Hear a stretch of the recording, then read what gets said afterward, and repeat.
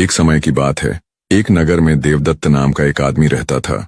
उसकी पत्नी का नाम प्रेमलता था, जो दिखने में बहुत ही सुंदर थी। देवदत्त अपनी पत्नी को बहुत अधिक प्रेम करता था। वो उसकी हर मांग को बिना देरी किए पूरी कर देता था। एक बार प्रेमलता को कहीं घूमने जाने की इच्छा हुई। देवदत्त तुरंत उसकी बात मान गया और फिर दूसरे दिन तड़के सवेरे दोनों घूमने निकल पड़े। रास्ते में उन दोनों को एक जंगल से होकर गुजरना पड़ा।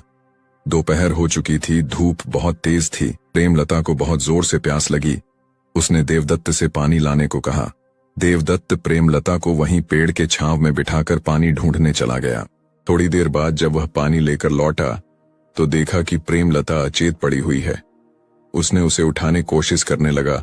उसके चेहरे पर पानी के छींटे मारे, पर प्रेमलता के शरीर में कोई हरकत नहीं हो रही थी, क्योंकि वह परलोक सिधार गई थी।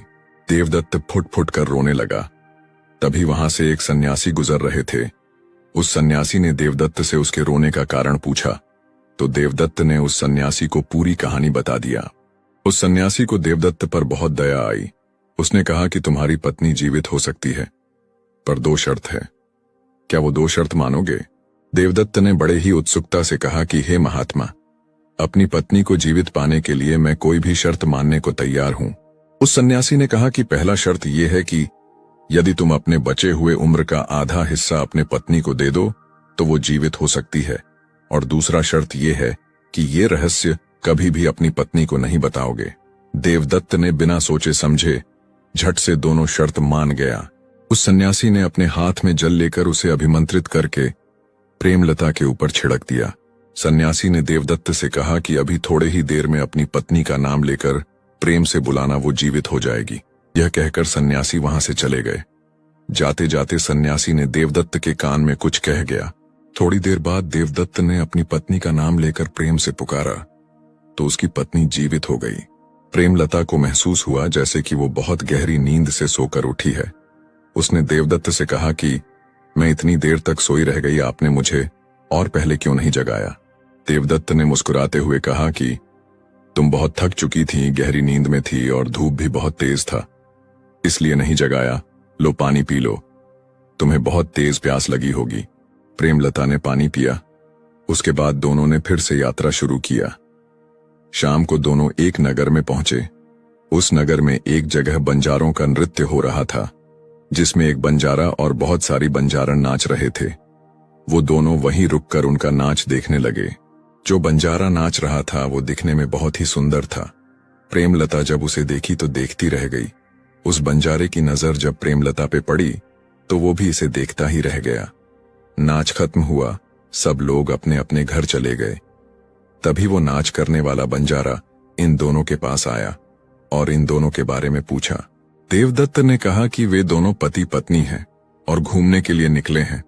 आप लोगों का नृत्य चल रहा था तो वही देखने के लिए रुक गए। उस बंजारे ने कहा कि रात हो चुकी है, आप लोग कहाँ जाएंगे? यही हमारे डेरे में ही रात बिता लीजिए, सुबह जहां जाना होगा चले जाइएगा। यह सुनकर देवदत्त बहुत प्रसन्न हुआ। आश्रय देने के लिए उसने उस बंजारा को धन्यवाद दिया। बंजारा और प्रेमलता एक दूसरे की तरफ देखकर मुस्कुराने लगे। उस रात को दोनों पति पत्नी उन्हीं बंजारों के ही डेरे में ही सोने के लिए चले गए। उस रात ना तो बंजारे के आंख में नींद थी और ना ही प्रेमलता के आंखों में। जब से उन दोनों ने एक दूसरे को देखा था तब से ही एक दूसरे के ख्यालों में डूबे हुए थे। आधी रात के समय दोनों अपने अपने तंबू से निकलकर एक दूसरे से मिले और बातें करने लगे। बंजारे ने प्रेमलता से पूछा कि तुम अपने पति के होते हुए भी मेरे पास आ गई, तुम्हारा इरादा क्या है? प्रेमलता ने बंजारा का हाथ पकड़ते हुए कहा कि जब से तुम्हें देखी हूं तब से हर वक्त मुझे तुम दिखाई दे रहे हो।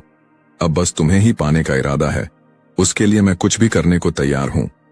बंजारे ने पूछा कि अपने पति का क्या करोगी? प्रेमलता ने कहा कि तुम्हें पाने के लिए मैं ऐसे हजारों पतियों को ठुकरा सकती हूं। बंजारे ने प्रेमलता को अपने बाहों में भर लिया और उसे लेकर अपने तंबू में चला गया। दूसरे दिन जब देवदत्त सोकर उठा तो देखा कि प्रेमलता वहां नहीं थी। उसने चारों तरफ नजर दौड़ाकर देखा तो वहां बंजारों की पूरी जमात भी गायब थी। उसे लगा शायद सुबह कहीं घूमने टहलने गई होगी, पर पूरा दिन बीत गया, वो वापस नहीं आई। दिन पर दिन बीतता गया पर वो वापस नहीं आई। देवदत्त बहुत परेशान हो गया। उसको समझ नहीं आया कि अचानक से उसकी पत्नी कहाँ गायब हो गई। वो इधर उधर पागलों की तरह ढूंढने लगा। उस नगर के कुछ लोगों ने बताया कि शायद वो बंजारों के साथ चली गई, पर देवदत्त को यकीन नहीं हुआ। उसे विश्वास था कि प्रेमलता उसके साथ धोखा नहीं कर सकती। पर अपने दिल के तसल्ली के लिए वो उन बंजारों को ढूंढने लगा। ढूंढते ढूंढते महीनों बीत गए, पर ना तो उसे बंजारे मिले और ना ही उसकी पत्नी मिली। उधर वो बंजारा प्रेमलता को बहला फुसला कर लेकर चला गया और उसे भी नाच गाना सिखाकर जगह जगह नृत्य कला दिखाने लगा और धन कमाने लगा। एक दिन देवदत्त को पता चला कि वहां से थोड़ी दूर पर एक नगर है, जहां के राजा के घर कोई बहुत बड़ा समारोह हो रहा है, जिसमें दुनिया भर से नाच गान करने वाले बंजारे शामिल हुए हैं। यह सुनकर देवदत्त उस नगर की तरफ निकल पड़ा। उस राजा के दरबार में पहुंचा तो सच में वहां बहुत बड़ा कोई समारोह हो रहा था।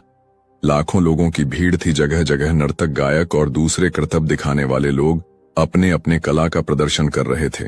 देखते देखते वो राज दरबार में पहुंच गया, जहां बड़े बड़े मेहमान लोग बैठे थे और दो नर्तकों की एक बहुत ही सुंदर जोड़ी वहां पे नाच रही थी। उसमें जो नर्तकी थी वो इतनी सुंदर लग रही थी मानो कोई अप्सरा हो। वो पास में जाकर देखा तो दंग रह गया। वो नर्तकी कोई और नहीं बल्कि उसकी पत्नी प्रेमलता थी, और उसके साथ में जो मर्द नाच रहा था वो वही बंजारा था जिसने उस रात उन दोनों को सोने के लिए जगह दिया था। उन दोनों को एक साथ नाचते हुए देखकर देवदत्त के रगों में बिजली दौड़ गई। वो प्रेमलता से इतनी प्रेम करता था कि किसी और मर्द के साथ उसे देखा नहीं जा रहा था। उसका मन किया कि वहीं पे उस बंजारे का गर्दन मरोड़ दे, पर वह राज दरबार था। यह सोचकर चुपचाप नृत्य खत्म होने का इंतजार करने लगा। तभी प्रेमलता नाचते नाचते देवदत्त के बहुत करीब आ गई। उसकी नजर देवदत्त पे पड़ गई। वो तुरंत डर के मारे सहम गई। वो दौड़ती हुई उस बंजारे के पास चली गई और उसका हाथ पकड़ के खड़ी हो गई और उस बंजारे को देवदत्त की तरफ देखने का इशारा किया।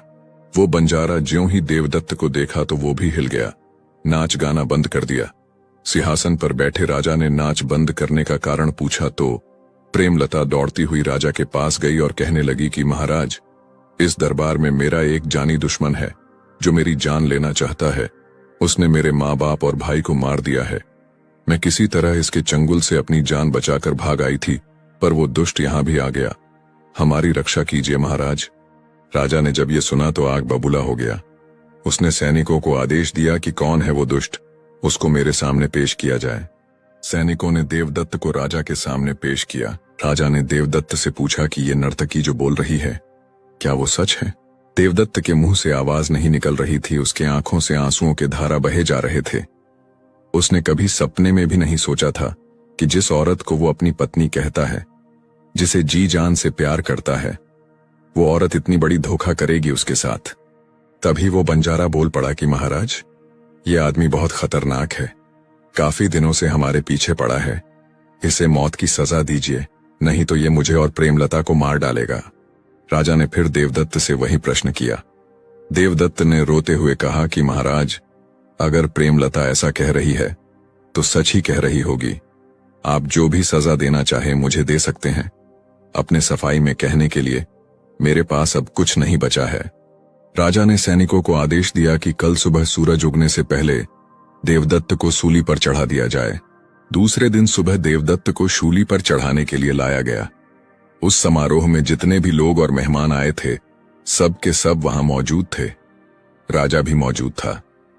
प्रेमलता और वो बंजारा भी वहां एक दूसरे का हाथ पकड़े सबसे आगे खड़े थे, ताकि देवदत्त को शूली पे चढ़ते हुए अच्छे से देख सके।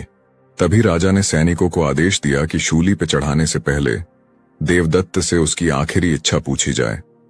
जब सैनिकों ने देवदत्त से उसकी आखिरी इच्छा पूछी तो देवदत्त ने कहा कि महाराज, स्विंग मैं चाहता हूं कि प्रेमलता अपने हाथ में जल लेकर केवल इतना कह दे कि देवदत्त ने जो कुछ भी मुझे दिया है वो उसको मैं खुशी मन से वापस लौटा रही हूं। बस यही मेरी अंतिम इच्छा है। राजा से लेकर मंत्री और दूसरे लोग सब एक दूसरे की तरफ आश्चर्यचकित होकर देखने लगे। राजा ने प्रेमलता से पूछा कि क्या तुम वैसा कर सकती हो जैसा देवदत्त कह रहा है? प्रेमलता तो चाहती थी कि जल्द से जल्द ये शूली पर चढ़ जाए, इसलिए उसने तुरंत हाँ कह दिया। फिर प्रेमलता ने अपने हाथों में जल लिया और सबके सामने खुशी मन से मुस्कुराते हुए कहा कि देवदत्त ने जो कुछ भी मुझे दिया है उसको मैं वापस करती हूं। इतना कहते ही प्रेमलता धड़ाम से जमीन पर गिर गई और परलोक सिधार गई। यह देखकर वहां मौजूद सभी लोगों की आंखें हैरत से फटी की फटी रह गईं। वहां मौजूद सभी लोगों के मन में एक ही सवाल उठ रहा था कि ऐसा कौन सा चीज देवदत्त ने प्रेमलता को दिया था जिसको वापस करते ही वो परलोक सिधार गई।